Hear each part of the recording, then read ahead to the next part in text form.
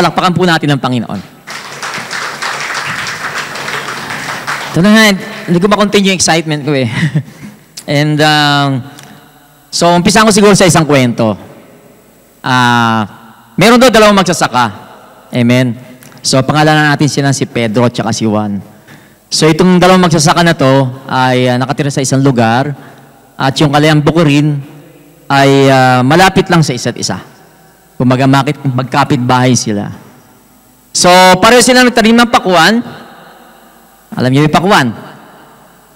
Sarap ang pakwan ngayon, no? Tag-init. Pareho sila nagtanim ng pakwan. At pareho naman itong tumubo. Pareho lumaki, pareho nagbunga. But then, napansin ni Pedro, bakit kaya yung tanim ni Juan ay mas malago at mabunga kaysa sa mga itinanim kong pakwan? At naisip niya sa sarili niya, bakit nga ba? Ang gagawin ko, sige, kukuha ko ng ilang bunga o ilang mga pakwan doon sa bukirin ni Juan. So sabi niya sa anak niya, anak, mamayang gabi may pupuntahan tayo. Tapos sabi ng anak, oh sige tatay. So hindi na alam ng anak kung ano yung balak ng tatay. At nung hating gabi, sinama niya anak niya, pumunta sila sa bukirin ni Juan, at sabi niya, may dala siyang 2 sako. So from that, naintindihan na ng anak kung anong gagawin ng tatay niya, di ba? Sabi ng tatay, anak, tingnan mo yung bahay nila. Baka biglang sumulpot si Juan. Wala naman po, tatay. O sige anak, tingnan mo sa kaliwa. Baka mayroong tao makakita sa atin. Sabi, tatay, wala naman. Sa kanan kaya, anak? Baka may biglang makakita sa atin. Wala naman, tatay. Tapos, sa likod, tingnan mo. Baka may makapansin sa atin dito. Kakahiya. Sabi niya, anak, tatay, wala naman. Ganun ba? Sabi niya, tara, punta tayo. Ito yung isang sako. Aking isang sako. Kunin natin ng pakwan. Tapos, of course, yung anak ay alanganin siya. At sabi niya, tatay, sandali. Bakit, anak? May nakalimutan ka. Merong nakatingin sa taas. Amen. So sa ating pong pag-aaral about sa buwan ng Mayo, from looking back to looking up, how many of you are blessed with the couple of messages that we had? Amen? Hallelujah. Alam mo, talagang yun yung excitement ko eh. Ang ganda-ganda kasi ng mga binibigay ni Lord na mensahe sa atin about, amen, looking back and to look up to heaven. Amen. At kung may mga notes kayo, Bible, i-ready nyo lang. Medyo bibilisan ko siya. Ang title ng message natin is, sige, basahin po natin lahat. Parang mahina Di pa yata nagtanghalian lahat 1 to go. Yan, dapat yung may excitement, di ba? So, it is in Isaiah 43. Kanina po natin binabasa yan. So, basahin din natin. Ang sabi dyan, do not remember the former things, nor consider the things of old. Behold, I will do a new thing. Now it shall spring forth. Shall you not know it? I will even make a road in the wilderness and rivers in the desert. Amen. God knows all things. Sabi niyo sa katabi niyo, God knows all things. Walang naliligid sa Kanya. For the unbeliever, hindi ito pleasing, di ba? Na malaman na kung saan ang Diyos alam ang lahat ng bagay. Pero sa ating mga faithful, mga mananampalataya, it gives us courage and hope, knowing that God knows all things. Amen ba? He knows our sins. He knows our temptations, our struggles. He knows our trials. He knows our sorrow. He knows our desire. Everything. Because Yung kanyang omniscience na tinatawag. Omniscience is a term na kung saan pag sinabing omni, it means all. And science or science means knowledge. Kaya nga science, di ba? Knowledge. All knowledge. He knows everything. And His knowledge is perfect. Perfect yung knowledge niya. And that is one of the attributes of God. He knows all things, past, present, and future. At God is not bound by any laws. Siya yung lawgiver, di ba? Time, space, siya nagbigay ng time. He created time. Of course, space. And He's not bound by any of those. The Bible speaks of an everlasting God, eternal God. Those are some of the attributes of God. It says He is the Alpha and Omega. He is the beginning and the end.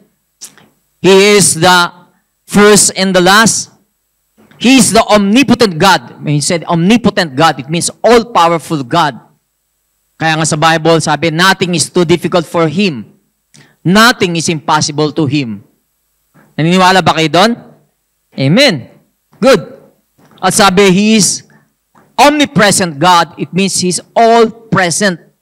Kung siya ay present noong 1973, present din siya ngayon, 2024. At maging present siya, 3024. Amen. So kung tayo ay bound with time, pag sinabi natin 1973, that's the past. Ngayon yung 2024, this is the present. And 3024, 100 years from now, in yung future, di ba? Amen. Tayo, bound tayo, limited tayo. Kaya nga, pero si Lord is limitless. Okay? Parang ganito yan eh. Pag sinabi natin hindi sa bound ng time, parang tayo, di ba? We are bound by the law of gravity here on earth. Di ba? Lahat tayo, whether we like it or not, merong law of gravity. Amen ba? Pero once you go to space, makita natin, sabi nga nila, zero gravity, but actually it's not zero gravity, pero lulutang ka sa space. Kahit anong bigat, sabi natin maglagay ka ng refrigerator sa space, lulutang siya. Amen. Kahit anong bigat. Kasi hindi siya sakop ng law of gravity dito sa Earth. Pero of course, may gravitational forces doon sa space. Kaya, masabi natin na lumulutang tayo. Amen. Pero habang papalapit tayo sa Earth, nakita natin when the distance is decreasing, yung gravity nag-increase din. Pinufull tayo ng gravity ng Earth. Ganon din, mayroong gravitational force ang Sun.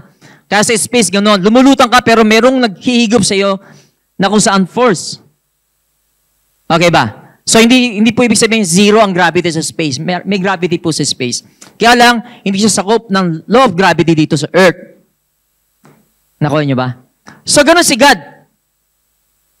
The same way, pag tayo ay nabuhay dito ng 30 years, 40 years, 50 years, 80 years, sakop tayo ng law of time. Amen ba doon? Right? Kaya nga, whether we like it or not din, darating din time natin dahil may limited tayong time dito sa mundong ito. Bound by God. Siya bigay ng ng boundary sa ating time. Pero pag namatay tayo, hindi na tayo sakop ng time na yon. Because we will live in eternity. Hindi na uso doon ang mga relo. Hindi na uso doon. Kaya nga wala rin doon sabi na sun and moon. Amen? Ganun po. Wala na rin po tayo, hindi po tayo mag-isasakop ng time. And that is God. God is, sabi nga niya, I am who I am. When Moses asked God, what will I say to the nation to the people of Israel? Who are you? Tell them, I am who I am. Tell them. Kaya sabi, ibig sabihin nun, siya is omnipresent, omnipotent, at omniscient, all-knowing God. As the Bible says, the hairs of our head are all numbered. Alam ni Lord, ang bilang ng ating mga buhok. Sabi pa nga niya, Psalms 147:4, He counts the number of the stars and He calls them all by name. Alam niyo yung science dati, ang sinasabi, ang stars daw ay mabibilang. Amen? But of course, at the time passed, naka-discover nila ang mga telescope, nakita nila there are multitudes of planets and stars. At ang assumption lang natin is, hindi mabilang. Ako, assumption nga, trillions times trillions ang stars. Hindi talaga siya mabibilang. But God, alam niya ang count, alam niya ang bilang ng mga bituin na nasa langit. That's who God is. Amen? The God of the Bible, what I'm referring to, the God who is in the Bible. Yung mga sinasabi ko po yun, ito po yung sinasabi ng Bible. Hindi ko po ito inimbento. Amen. So He and He calls them all by name. May pangalan ng bawat bituin. Ano pang sinabi sa Bible? In Isaiah 40:26, He calls them all by name, by the greatness of His might and the strength of His power. Not one is missing. Not one.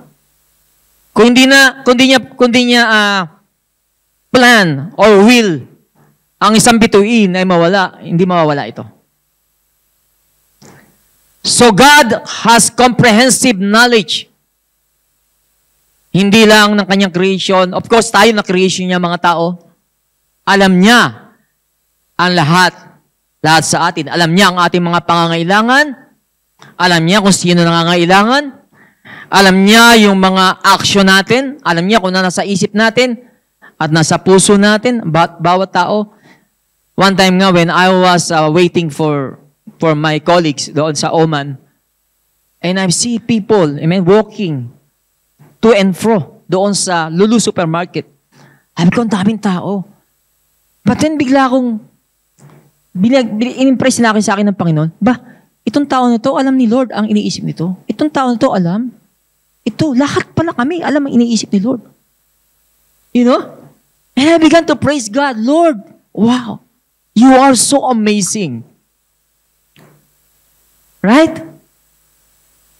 Alam niya yung ating actions. Alam niya yung mga plano natin today at sa mga hinaharap. Whether it's good or bad, God knows everything. In Hebrews 4:13 sabi, there is no creature hidden from His sight.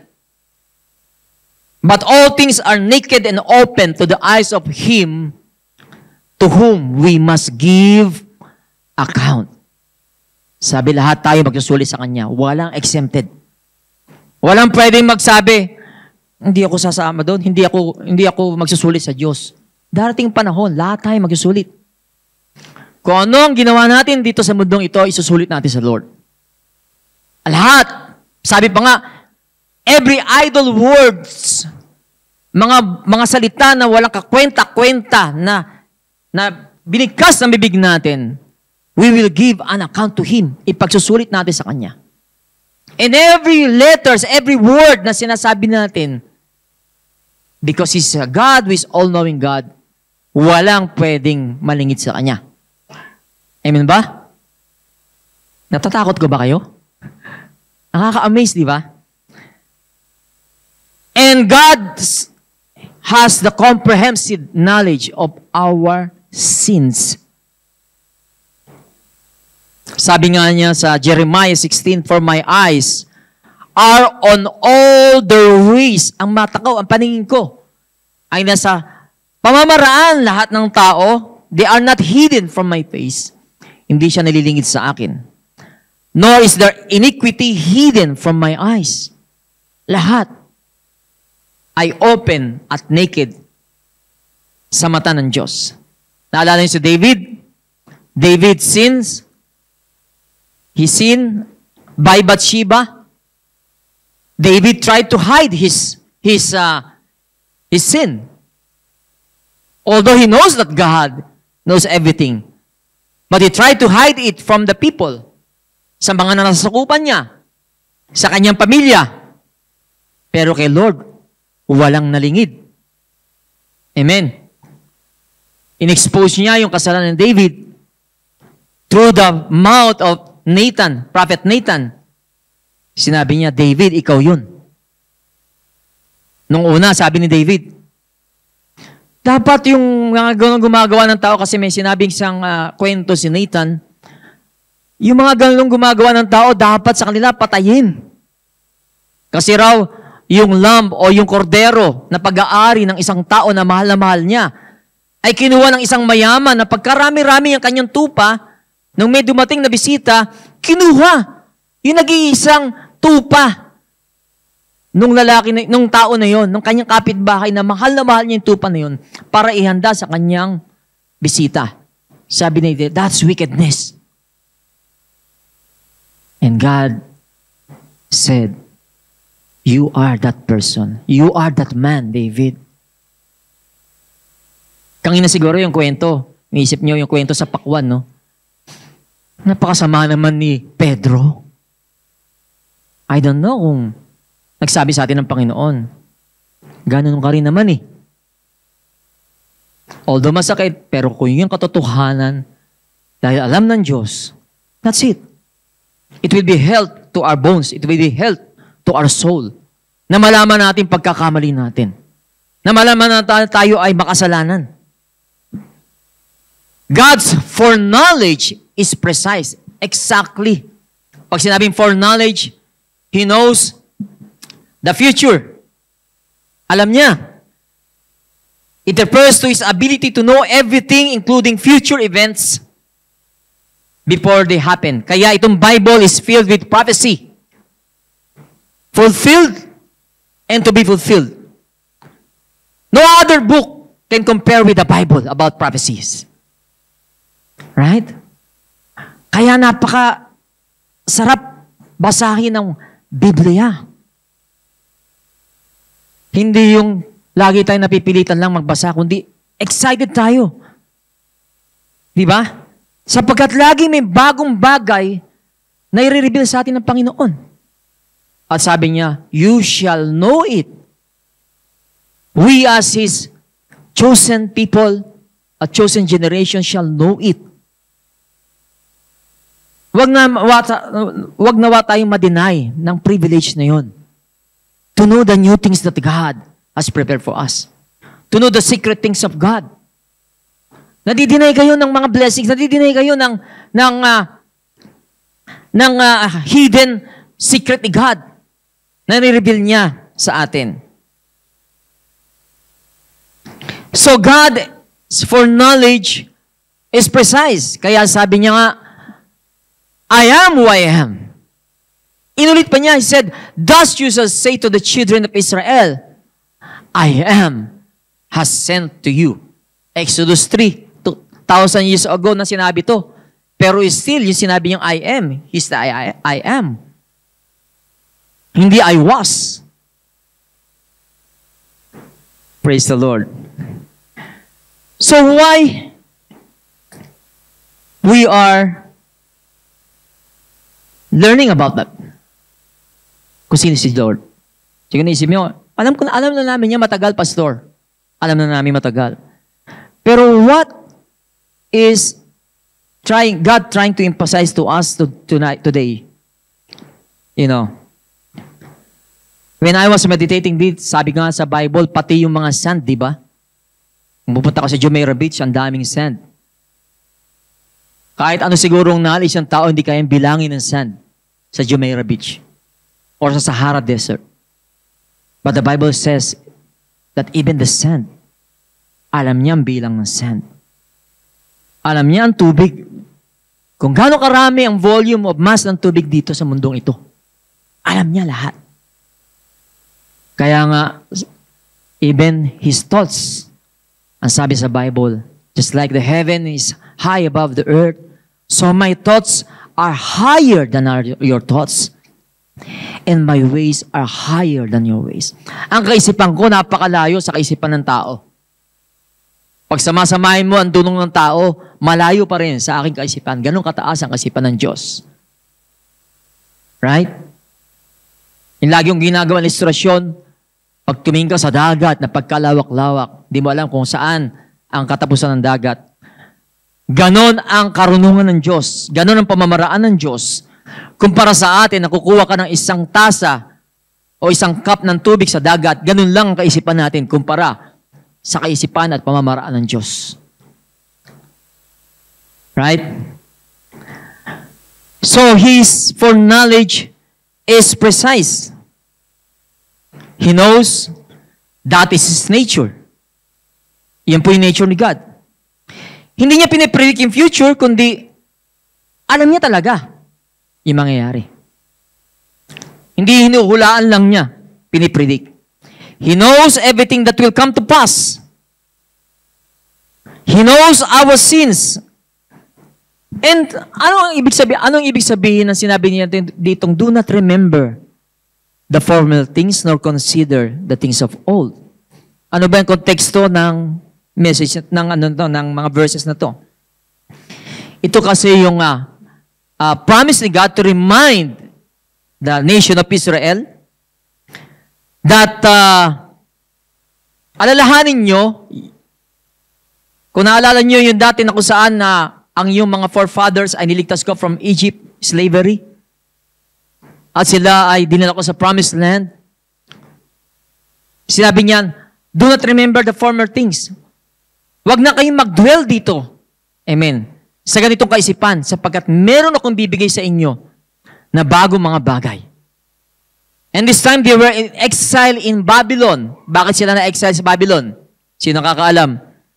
They were exiled in Babylon because they rebel against God.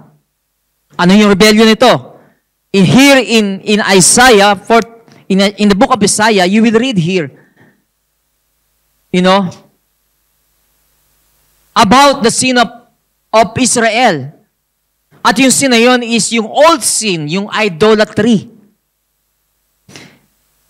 Buong Isaiah 44, pinakita ni Lord dito yung kung paano sila naging useless because they created gods of their own. Kung maalala po natin sa wilderness, they created yung golden calf. They created this God. At sabi, ito yung God na nagligtas sa amin sa Ehipto. And what they did, they worshiped that golden calf. They offered sacrifices. They danced before it. They worship and they forget God. Nakalimutan na nila si Lord. Wala pang ilang buwan. 40 days pa lang. Nung nando si Moses nung binibigyan ni Lord ang 10 Commandments. For 40 days. Nawala. Amen. Ang propetang Moses. Nakalimot na agad ang mga Israelita at sumamba. Amen sa Diyos-Diyosan. Over and over and over again, that's the sin of the nation of Israel. And I remember when I was reading the Bible for the first time, dito talaga ako na-overwhelmed. Sabi ko, grabe pala yung sin ng idolatry. When he said, I am a jealous God, he meant it. Sabi na, naninibugo ako kapag kayo ay sumasamba sa Diyos-Diyosan. Because tayo kasi, pag sumamba tayo sa Diyos-Diyosan, sinabi natin ito ang Diyos. Nilalagay natin siya sa isang box. Nililimitahan natin siya. Ganun po yun. Sinasabi natin, ito yung Diyos ko. Diyan ka lang sa isang tabi. At dito sa Isaiah 44, binanggit ito ng Panginoon. Kung meron kayong Bible, basahin nyo sa verse, amen, sa 44 verse, I think verse 9. Isaiah 44 verse 9. At yan hanggang verse 23. From verse 9 to verse 23, ibinuhos ni Lord ang kanyang himutok, o ba sasabi natin himutok, sa bayan ng Israel. Ano sabi niya? Those who make an image, all of them are useless. Their precious things shall not profit. Sa verse 12, sabi rito, mayroong blacksmith na kung saan Nagtrabaho siya, he fashioned his God with hammers. Pag blacksmith, di ba, yung mga metals? Amen? Pinapanday niya.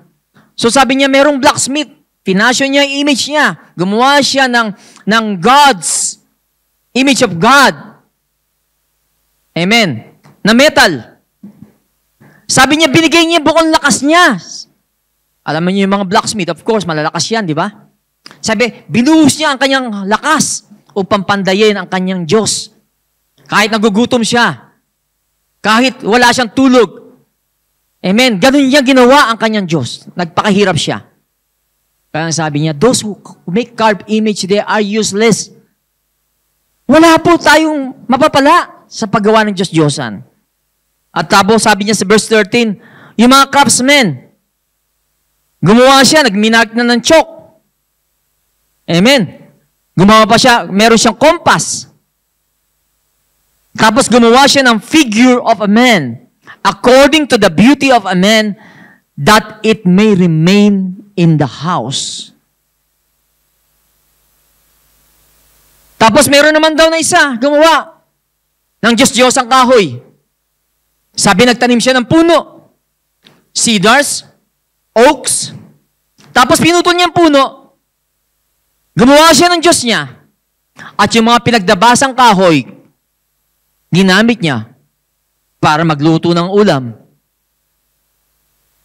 Yung mga pinagtabasang kahoy, ginamit niya para painitin ng kanyang sarili.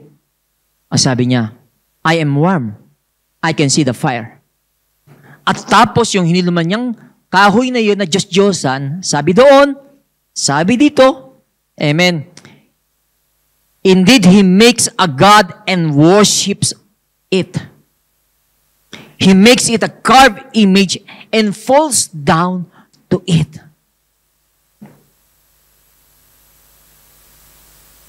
He prays to it and says, deliver me, for you are my God.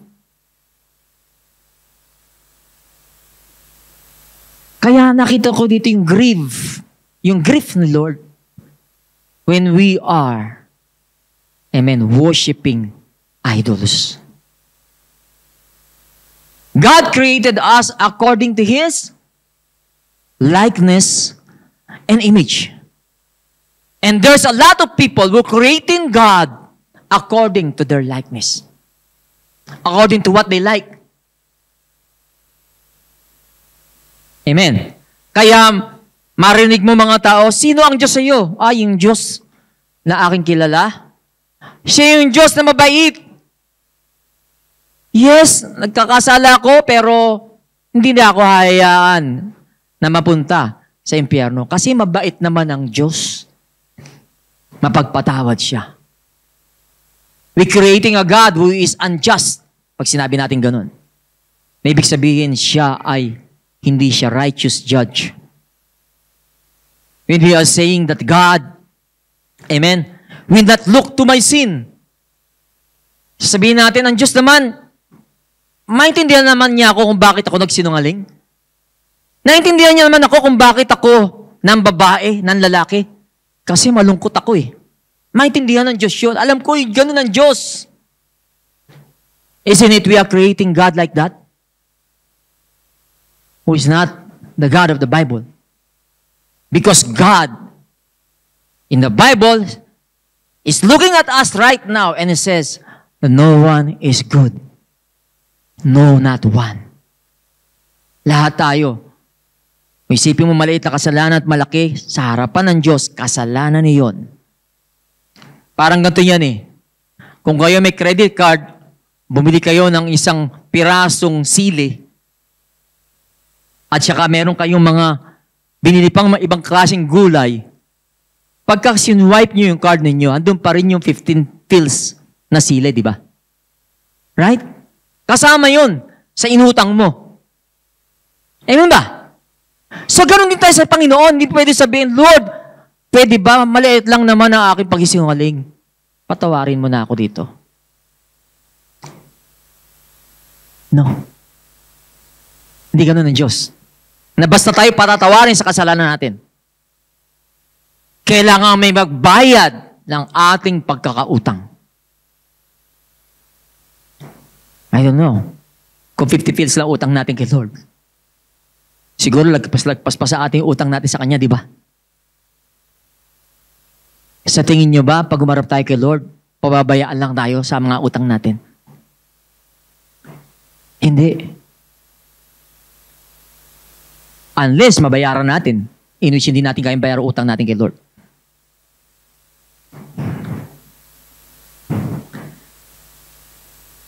That's how we define God.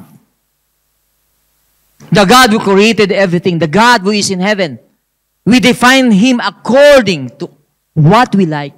According kung saan magsusut tayo. Kung saan pwedeng magsuit si God. Pwede natin siyang isingit sa buhay natin. Para lang masabi natin may Diyos tayo. At napakaraming ganong tao. At hindi na ako lalayo. Maging po sa iglesia. Masakit po. Ganon ginagawa natin sa ating Panginoon. Kapag ka meron tayong ayaw sa Bible, magja-justify tayo ng maraming bagay. Mga katwiran natin. Magbibigay tayo ng reason kung bakit hindi natin nasusunod si God. At hindi lang yun, i-define natin si God as, eto si Lord. Kaya anuman ang pagkakaintindi natin sa mensahe, this one, medyo hindi ito nagsusut sa buhay ko. Medyo, ano ko muna to. But God is God. We cannot limit Him. Alam niya ang knowledge ng sin natin. Alam niya ang lahat ng ating mga fear. Alam niya ang lahat ng ating mga unbelief. Of course, alam ni Lord ang lahat ng struggle natin. And when He said, do not remember the former things nor consider the things of old. Imagine this nation of Israel. Over and over, sumusuway sila kay Lord. Pero over and over din, pinapatawad sila ni Lord kapag sila ay humingi ng tawad sa Kanya. Of course, hindi lang basta tawad. Alam ni Lord yung sincerity. Amen. Ng isang repentant heart. Sincere ka ba talaga? At dito na-realize nita, this is it. Winawarningan ang bayan ng Israel. Kaya si Isaiah pinadala ng Lord as propeta. Ilang taon na winawarningan niya ang Israel. Huwag kayong sumamba sa Diyos-Diyosan, magtiwala kayo sa Diyos. Alalahanin niyo kung paano kayo ililigtas mula sa pagkaalipin sa Ehipto. Alalahanin niyo kung paano kayong dinala dito sa lupang pangako. Alalahanin niyo kung paano ang Diyos ang laging nagpo-provide sa inyo. Alalahanin niyo lagi na ang Diyos na kung saan, hallelujah, ay maawain, mahabagin, mapagpatawad. Talikuran niyo ang Diyos-Diyosan. Pero ano ginawa nila? When Prophet Isaiah was speaking the word, the message of God to the nation of Israel, they just laugh at him. At sinabi, hindi naman yan totoo. And you know, Isaiah, if you will tingnan nyo yung history ni Isaiah, siya ay naging propeta ng 4 na hari. 4 na hari na naghari. Amen. Sa Judah. 4. Pero sa 4 na yon, hallelujah, si Hezekiah lang, masabi natin si Hezekiah, ang naging makadiyos doon. Pero after that, yung anak niya si Manasseh, nasabi history, traditionally, pinapatay siya ni King Manasseh, si Isaiah, because he's speaking about the judgment of God. And then, eto na, nung sabihin to ng Panginoon, I am the Lord your God. Ako'y nagligtas sa iyo from the chariots and the horsemen of Egypt. Ako nagligtas sa inyo mula sa gumawa ko ng daan, dry path. Hinati ko ang Red Sea. Dito pinatunayan ni Lord, lahat ng sinasabi ko mangyayari. At ngayon nga nandito ko sa exile sa Babylon because of your stubbornness. God is telling them, I am being so patient with you. sending my prophets, sending my message, but still you didn't believe. At dito sila ngayon, nandito sa Babylon. So imagine natin itong mga nasa Babylonia nito ngayon, na sila ay full of regrets. Sila ay full of what? Mistakes. Yung past mistakes nila, yun ang naalala nila. Makita natin na dito na kung saan ang mga Israelita ay they carried that heavy burden of guilt. Nang sila ay ipatapon ng Panginoon doon sa Babylonia upang doon ay mahiwalay ng 70 taon sa kanilang bayan. They have this guilt, a heavy burden from the past. A heavy burden from the past. So ang tanong, how many of us carry the burdens from the past? Yung mga regrets natin. Yung mga past mistakes natin. Yun na yung past can be a powerful force. Ito yung humihila sa atin, di ba? Kadalasan. To prevent us to experience the joy of the Lord. Inawit nga natin kanina, di ba? To experience the presence of God. Of course, hindi ito yung past na kung saan may mga past tayo na, yes, we need to remember because yung mga past na yon, na mga struggles natin, ay iyon ang nagturo sa atin. Iyon nagpatatag sa atin. Hindi ito yung past na sinasabi ni Lord, na do not dwell to the former things or the things of old. Hindi yun. Ang sinasabi nito ni Lord, huwag kayong ma-define ng mga struggles ninyo. Huwag kayong ma-define ng mga regrets ninyo. At nakakalungkot po, mas lalo tayo ngayon. Amen? Na under grace. Under grace tayo. Kung tayo ay, alam natin na tayo pinatawad ng Lord, alam natin na tayo ay binigyan bagong buhay ng Panginoon. Tapos, may mga konti lang na mga struggles tayo, doon na tayo na-define. I've been hearing brothers and sisters telling the same thing, define themselves through their problems. As if na walang Diyos na kung saan nagligtas sa kanila.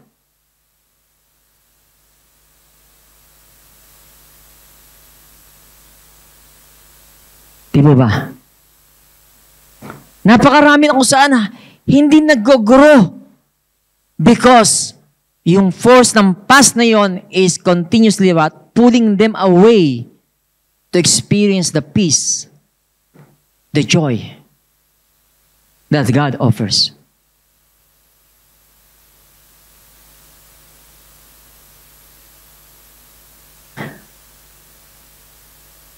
I'm not saying na hindi ka na dapat magka-problema. Magkaka-problema tayo, mga kapatid. But when we have problems, ano dapat ang i-define natin? Yung promise ni God dapat. When we have struggles, hindi yung, eto na naman, pastor, di ko na alam gagawin sa buhay ko. Kanda hirap na ako pagtatrabaho, pero bakit ganito? Why not declare yung promise ni God? Kaya tuloy pagtingin sa inyo ng tao na ganun ka, eto na naman si Mr. Problema. Na-define ka na Mr. Problema, Mr. ang tawag doon? Hinapis. Hinagpis. Mga kapatid, ano pa ba ang gusto niyong gawin ni Lord sa atin?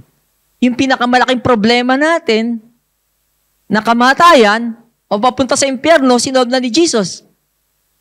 Ano mo ba inireklamo natin? Hindi po ba? Right? Tingnan natin si Jesus. Sabi, look unto Jesus with the author and finisher of our faith. Nakita niyo ba siya nagreklamo? Hindi niya nga problema yun eh. Top problema natin, sinalo niya. Pero nung nandun sa krus, sabi, he kept himself quiet, just like a lamb that will go to slaughter. Kung titingnan natin yung istorya, no? Pinapako, 3 silang pinako, di ba? Siguro yung 2 magnanakaw, struggle talaga. Wow, pako! Talagang buong lakas. Yung mga soldier, kandahirap, ipako yung kamay nila. Pero alam niyo ba si Jesus? Nung pinapako siya, hindi siya nag-struggle. Bakit? Kasi sa paraan na yan, papakita niya kung paano niya tayo mahal. Para ipakita doon kung paano tayo napakaalaga sa Kanya. And yet, ganun tayo kahalaga kay Lord. Sa pagdaan ng buhay natin, ganun na lang tayo nagrereklamo.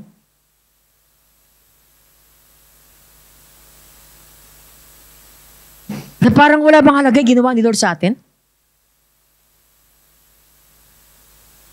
Kaya imbis na tayo mag-praise the Lord,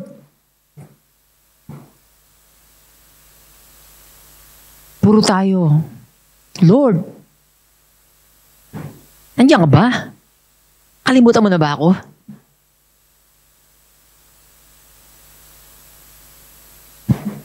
Hallelujah. Tell your neighbor, do not put God in a box.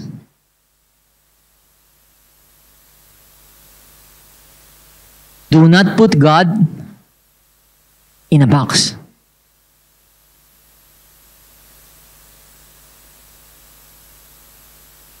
Kung minsan pinuput natin si God in a box like, pagka Sunday, nasa church, ibig sabihin nandun si Lord. Of course not. Kapag ba Sunday, kaya lang tayo makikinig dahil alam nyo nandito si Lord. Kaya lang tayo disiplinado ngayon dahil alam natin dito si Lord. Dapat ang kaisipan natin, Lord, kahit saan nandun ka. Kahit saan nakikita mo ang aking mga ginagawa, alam mo ang iniisip ko. Dapat ganun tayo namumuhay. Right?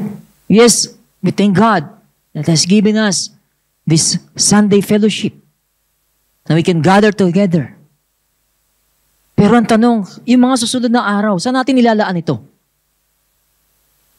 Naisip ba natin si Lord pag Lunes? O puro yung trabaho natin na isip natin at wala na siyang puwang sa ating buhay?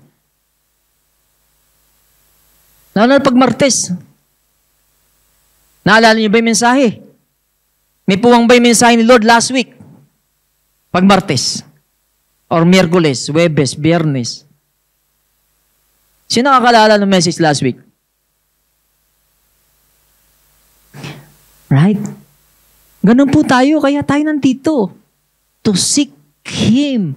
Yung mensahe niya sa atin. Na kung saan we can bring it home. Bring it sa weekdays para i-meditate natin to. Na Lord, salamat, you spoke to me that Sunday. Right?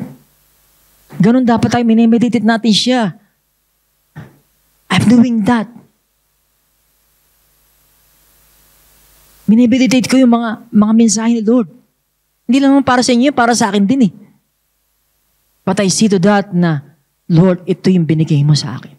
At sinasabi niya, don't remember the former things, nor consider the things of old. Don't be defined by your problems. Don't be defined by your struggles. Don't be defined by your regrets. Don't be defined by your past mistakes. Don't be defined by your sins. Amen?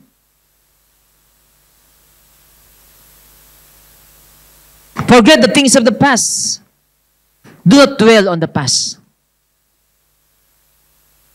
It doesn't mean forgetting the lessons we learned from the past. But don't let past mistakes, struggles define us. Sabi rito sa 43, do not remember the former things nor consider the things of old. Sino hindi nakakalam dito ng mga hoarding? Alam niyo yung word na hoarding? Ha? Kaya namamahal ang bigas, di ba? Pag may mga nag-hoard ng bigas sa Pilipinas. Right? Pino-hoard nila. Kinikip nila for future. Pagka tumaas na yung price, tsaka nila ilalabas yung mga bigas. Pero may kind of hoarding na masabi nating mental disorder. Mga hoarders, I don't know, may kilala kayong ganun, na kung saan mahilig silang mag-keep ng mga old items. Mahilig silang mag-keep ng mga, sabihin natin na, bagay na hindi lang nila kinikip, kundi napaka-disorganized pag nakita mo. Amen? Sa bahay nila. Kung ano ng mga lumang gamit, pero ang gulo-gulo. At as the time goes by, hindi lang doon sa buong bahay na kabahayan na puno ng mga old items, nag-clutter up na yung mga lumang mga gamit na yon na hindi naman ginagamit. Right? Nakakita na ba kayo ng ganung tao? Naka-encounter na kayo? Ha? O yung mga mag-asawa, titingin sa asawa nila, ha? Amen? Napagkadami-daming mga damit, hindi naman na ginagamit. O mga kalalakihan, kung ano nung tornilyo ang nandun sa mga gamit ninyo na mga alambre. Nandun lang, kinakalawang. Isip mo, gagamitin mo pa uli. Ganun po yung parang mga hoarder, di ba? Actually, it's a mental disorder. May mga worse na mga istorya na kung saan ang bahay nila puno ng basura. At hindi nila napapansin na yun. Right? Hindi nila napapansin na hindi na maganda sa kalusugan, hindi na maganda sa environment, hindi na maganda, amen, sa situation sa kanilang pamilya. Hindi na maganda sa relasyon, naging daan kung saan maraming tao na ang kung saan ay, amen, nagagalit sa'yo, umiiwas sa'yo because of that kind of disorder sa buhay mo. So ito'y sinasabi ng Panginoon. Don't hoard the past. Don't hoard the past. Na kung saan may spiritual disorder ang iba sa atin. Gaya ng sinabi ko na holding the past. If you are truly a born-again Christian, is dapat hindi tayo nag-hoard ng past. Right? Na nagiging basura sa buhay natin. At that's what God meant. Na itong mga Israelita na to, na kung saan nandun sa situation na burdened with guilt and sin, ang sinasabi ni Lord, huwag yan ang inyong alalahanin ang mga past. Alalahanin nyo yung papakita ko sa inyong mga bagong bagay. Sabi, behold, I will do a new thing now. It shall, what? Spring forth. Shall you not know it? I will even make a road in the wilderness and rivers in the desert. What God is saying, forget about the past. Embrace. Embrace natin yung new thing that God, amen, has provided for us. That God has promised us. By means of what? Kung tayo ay may mga past, paano natin tayo madi-deliver from hoarding the past? All we need to do is what? Ask for forgiveness sa mga sins natin. And God will justly forgive us if we will ask for forgiveness. Amen. Sa mamagitan ng ginawa ni Jesus doon sa Kalbaryo. As the Bible says that Jesus is the Lamb of God. Siya yung sakripisyo natin sa kasalanan natin. At kaya lang tayo mapapatawad ni Lord, it's because of what Jesus did on that cross. That we can embrace this new thing that God as telling the Israel, actually, new thing dito is because, yes, yung old na kung saan ay deliver kayo from Israel, that's an old. Huwag nyo naintindihin yun. Sapagkat may bago kong gagawin sa inyo. I-deliver ko kayo from that exile of Babylon. At ibabalik ko kayo rito. Amen. Sa lupang pangako. And you know what happened? after the exile from Babylon, dito sila natuto. Dito sila natuto na hindi sumamba sa Diyos-Diyosan. Kaya napansin nyo, noong time ni Jesus, wala na silang Diyos-Diyosan. Right? Itong sin na paulit-ulit nilang ginagawa, is nung pinakita ni Lord itong bagong bagay na to, and delivered them from Babylon, amen, dito natin nakita na ang Israelita, na-realize nila na isa lang talaga ang Diyos. Sabi, gagawa ako ng kamanghamangang bagay. I will even make a road in the wilderness and rivers in the desert. At kung titingnan natin sa panahon natin ngayon, ito ang nais ng Panginoon na maintindihan natin, that new thing is no other than Jesus Christ. Right? Yes, we are dwelling from our past, tayong mga hentil, na kung saan we try to pay sa mga wrongdoings natin, but we fail many times. We try to be righteous before God, but sinasabi ng Lord, don't forget about those old things or old ways mo. I will create you a new thing. Ito na yung bagong bagay at bagong pamamaraan na sinasabi ng Panginoon ng ating kaligtasan. There's a new beginning. To become a follower of Christ. Sinasabi nito, it describes a new beginning. Kapag ka nagkaroon tayo ng Jesus sa ating buhay. Ito po yung bagong buhay na sinasabi rito. That our past can be wiped clean. Right? Yun dapat ang ating iniisip, ang past natin, wiped clean na.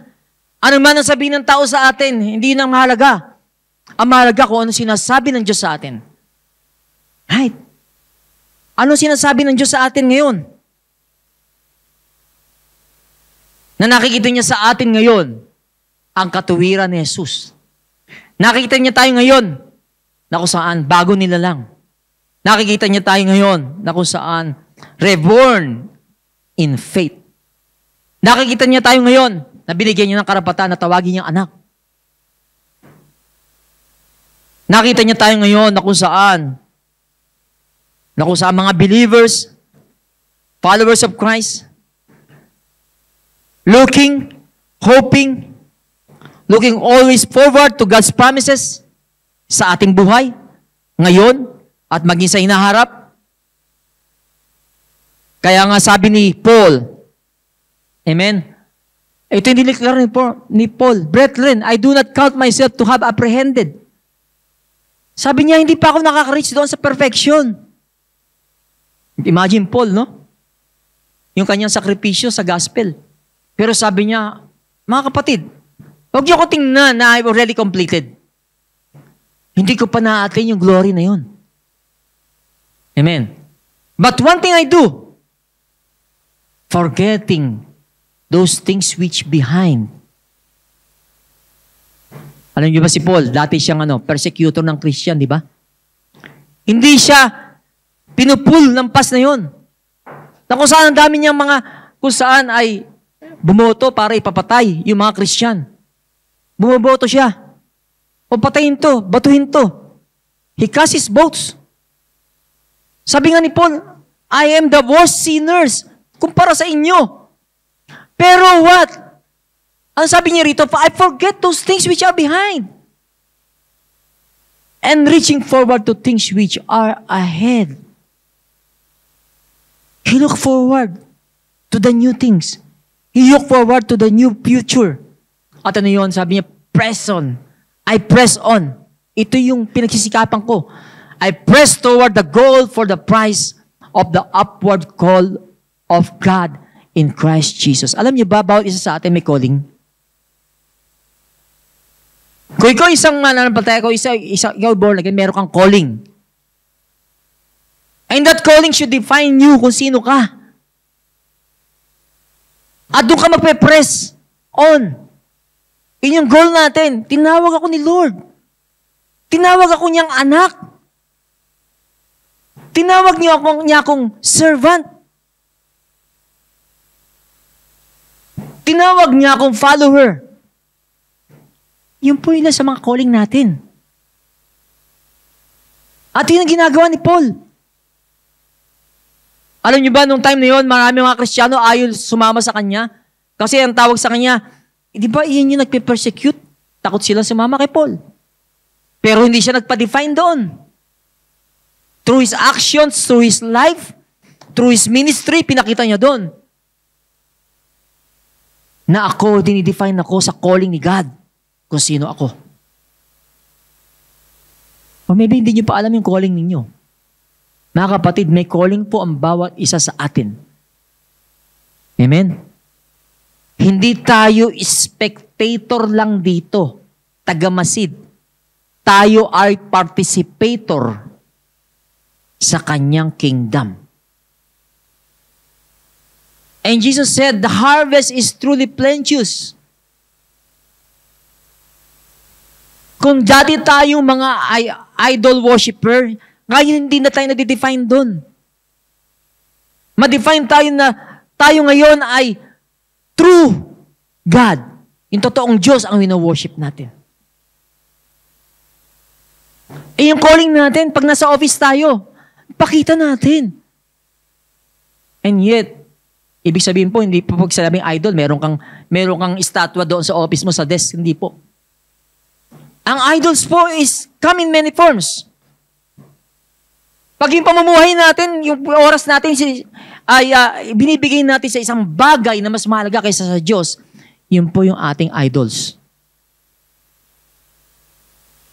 Amen ba? Alright? Pag yung asawa mo, sa kanya lahat, buhos ng yung pagmamahal, focus above God, idol mo yung asawa mo. Ganon din sa anak.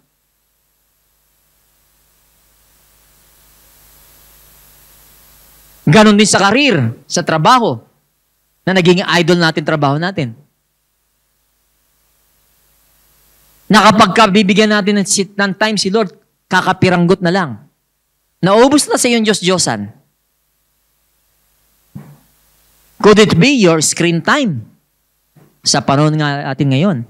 Iyan po yung masasabi nating idols sa kapanahonan ngayon. Yung digital addiction. Addiction sa games, video games, addiction sa internet, sa YouTube, addiction sa TikTok, addiction sa Facebook.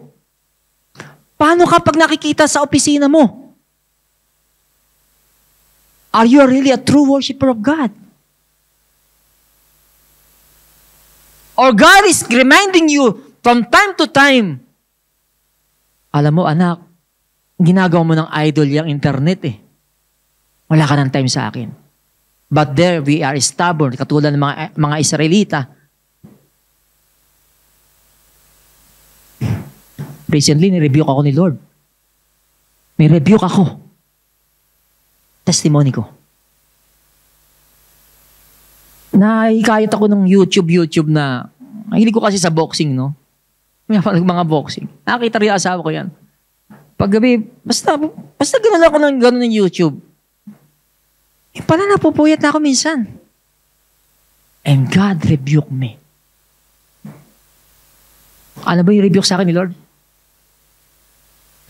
Anak, I miss the time. Na very intimate tayo.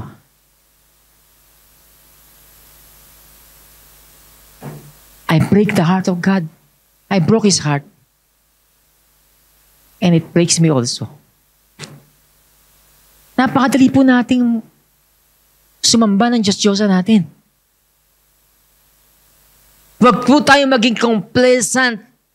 Kamukha nung last week na isang turo ni Pastor Otan. It really hit me. Na complacency, spirit of complacency na, okay na ako, self-satisfied na ako, pastor na ako, marami na umatin sa CSG. Okay na, just relax. Yun po yung complacent spirit. Ayaw na natin mag-improve. Kaya hindi natin ma-experience yung Full joy. Na sana araw-araw naranasan natin yung fullness of joy in the peace of God in our lives. Pag nasa office tayo, anong dinidefine sa atin ng mga tao? O ng Diyos mismo? Huwag tayong magpa-define doon. Dati na tayong ganun eh. Huwag na tayong bumalik doon. Sa old ways natin. Huwag na tayong bumalik. Amen ba? At kung may mga old ways pa tayo, tanggalin na natin. Dahil may magandang bagay na bibigay sa atin si Panginoon. Mas maganda. Sa mga lumang bagay na yan. Na nag-struggle lang tayo. Mga kasalanan na yan. Amen ba? Press on toward the goal of the upward call of God in Christ Jesus.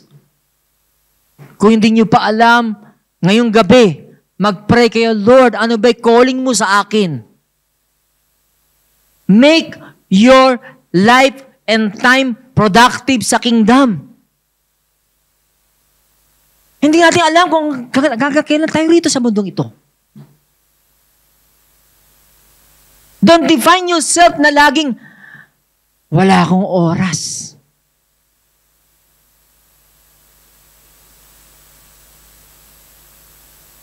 Lahat po tayo, pantay-pantay, may 24 hours in a day tayo, di ba? But how we manage our time? Maybe it's a decision you wish you could take back. Lord, bakit ako nagkaganito? Lord, pwede nga lang, Lord, bakit ako nagawa kong kasalanan na yun? Kung pwede lang ibalik yung panahon na yun. Maraming ganun tao nagdedwell doon. Hindi na makausa, hindi na makamove on because of the past. Maaring yung relationship ninyo, because of what you did in the past, ay nasira. It went sour. Naging mapait ang relasyon. Why not? Actually, si Lord nagsasalita rito, di ba? Hindi si Isaiah. Si Lord mismo. Sabi niya, behold, I will do a new thing. You shall know it. Don't deny yourself of that knowledge that God is bringing to your life. This new thing. And if you deny yourself of that knowledge, everything will go. Maging natin consequences, lahat. Masiseparate ka kay God, mapapalayo ka sa Kanya.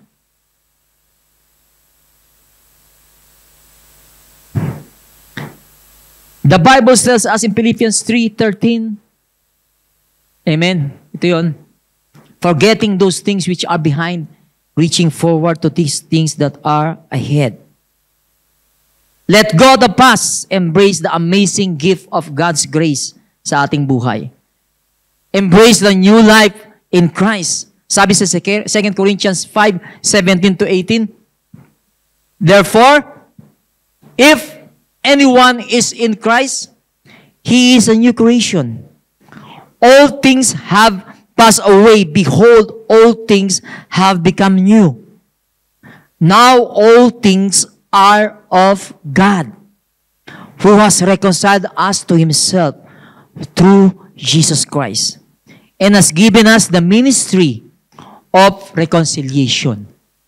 Could be that's the calling to us. Yung ministry natin, ministry of reconciliation. Ano ibig sabihin nun?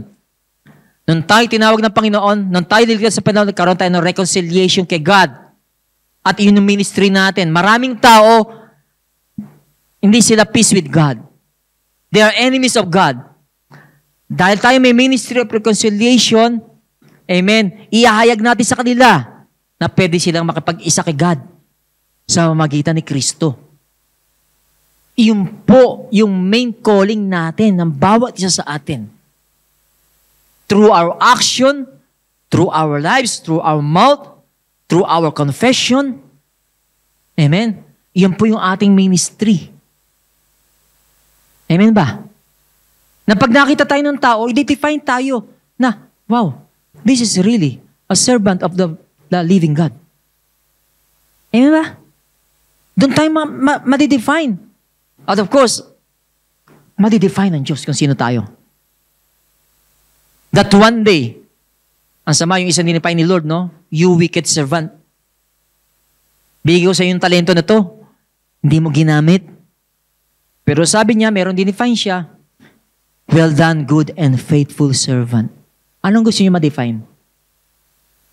Siyempre, yung huli, di ba? Well done, good and faithful servant. You are a new creation in Christ and we need to embrace that new life in Christ. Lagi po nating isipin ito, bagong nilalang na ako.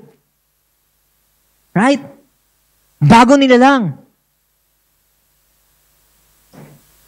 Nung una akong maborn again, nung una akong, nung ma-realize ko na kung saan, ako'y Kristiyano na, sabi ko, yung lumang Jojo, hindi na yon. Huwag yung tawagin yun. Bagong Jojo na ako. At patuloy na binabago ni Lord. It's not an overnight event na bago na agad sa atin. No. It's a continuous, amen, hallelujah, process ni Lord sa atin. Na magkaroon tayo na yung mga old natin will pass away and new things ang makikita sa buhay natin. Amen ba? Right? Praise the Lord. Yeah, inviting everyone to stand that we're going to pray. If we put it together, sabi ko nga, it's not to ignore the past or just blindly hope for our future. Learn from the past and trust God for the future by, let us seek God's wisdom. Let us seek God's wisdom through prayer, studying the Bible. Ganito rin siguro si Isaiah dati. Amen? Pinupukpok ang mga tao, makinig kayo sa sinasabi ng Diyos. Wala pa naman Bible dati.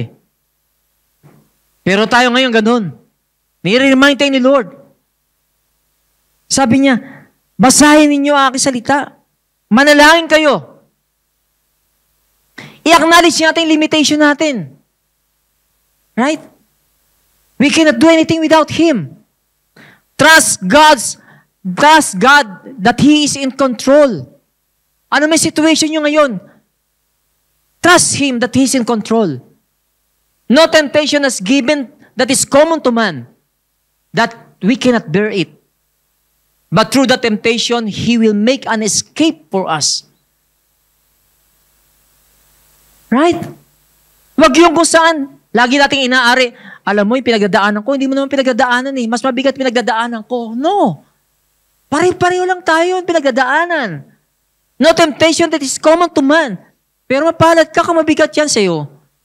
Binigyan ka ng Diyos ng kakayanan para pasanin mo ang mga problemang iyan. Isn't it? And He will make a way of escape. Right? Ano pa? We need to live faithfully. Live faithfully dito sa present. According to the will of God. We need to live faithfully sa buhay natin ngayon according sa Kanyang kalooban. Praise the Lord. So even with difficult fast na buhay natin, God is offering us hope. God is offering you hope. May pag-asa lagi. Ang Israelita na ito, na kung saan para silang nasa disyerto, na wala na silang mainom na tubig for 2 days. At alam nila sa susunod na araw, mamamatay na sila pag di sila naka-inom ng tubig. Yun po yung mga desert experience, di ba? Pag tumingin ka sa disyerto na parang kawalan, endless. Wala kang makitang puno. Wala kang makitang buhay. Pero ikaw nagta-travel doon, nagjo-journey ka doon, maaaring yun na-experience nyo ngayon. Spiritually sa buhay ninyo. Bakit ganito? Parang wala nang pag-asa. Pero sabi ni Lord, I can make a way in the wilderness. I can make a rivers in the desert. It's all you need to remember. Amen. Not the regret na bakit ba ako napunta sa desyertong ito. Sinisisi natin lagi ang sarili natin. But there's always hope in God because He who promised us is faithful. Kung kinakailangan niyang gumawa ng daan sa desyertong yan, bibigyan kayo ng daan. He can make a way where there seems to be no way. All we need to do is to trust Him. Amen. Kung kayo ay naglalakad sa disyertong ito, maybe maka-experience ng ganon, nakakita sila ng maliit na halaman na tumutubo doon sa disyertong iyon. And with that hope, nakita niya, pwede palang mabuhay ang isang halaman dito sa disyerto. Ibig sabihin, kung may halaman, merong tubig. Kaya yung sinabi niya rito, He provided water to those who are in the desert. Yung mga jackals, yung mga ostriches. And I will give drink to my people. Mga kapatid, if you are thirsty, hopeless, hungry, hopeless, unsatisfied, maybe you're feeling dry right now. You're feeling that I am lost in this life. I have no hope. Meron tayong pag-asa. Sapagkat ang Diyos na nangako sa atin, nagsasabing, I can do new things sa iyong buhay. Amen ba? Thank you, God, for our hope is renewed. Even in difficult times, God is faithful despite ng mga past week mistakes natin. So let's move forward. Amen? Let us move forward with faith in what God has planned for us. Church, the grace of our Lord Jesus Christ be with you all. Amen and amen and amen. God bless you.